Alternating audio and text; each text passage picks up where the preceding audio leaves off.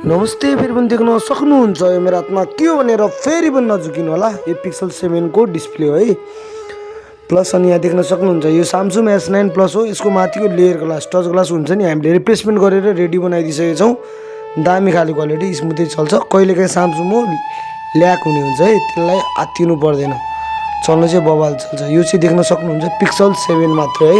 योभन्दा पहिला हामीले 7 प्रोहरू पनि चेन्ज गरेको थियौँ र सेम व्हाइट कलरमा थियो। अहिले पनि पिक्सल 7 चेन्ज गरिसकेको छौँ। स्टार्टिङ बेसमा हजुरले जस्तो किन्नुभएको थियो सेम त्यस्तै छ है। अनि यो पनि देख्न सक्नुहुन्छ, यो भनेको हाम्रो S8 प्लस Samsungको मोडल हो, Samsungको सिरिज S8 प्लस। यसको लेयर ग्लास हुन्छ नि, माथिको टच ग्लास फुटिरहेको थियो र हामीले त्यसलाई रिप्लेसमेन्ट गरेर रेडी बनाइदिइसकेको छौँ है। देख्न सक्नुहुन्छ दृश्यमा साइडमै छन्, त्यो चाहिँ लेयर ग्लास हामीले चेन्ज गरेको, मजाले चल्छन् है। यसलाई भन्छ लेयर ग्लास टच ग्लास, माथिको भाग मात्रै डिस्प्ले चेन्ज गर्नु पर्दैन। फेरि पनि देख्न सक्नुहुन्छ यो मै हो है। हाम्रो मोबाइल सम्बन्धी फेरि पनि के कुरा जानकार चाहेमा हामीलाई सम्झिन सक्नुहुन्छ। हाम्रो लोकेसन भनेको काठमाडौँ न्यू रोड RC मोबाइलको 3 तला माथि। कुनै पनि रिटेल होइन, हाम्रो होलसेल हो। धन्यवाद।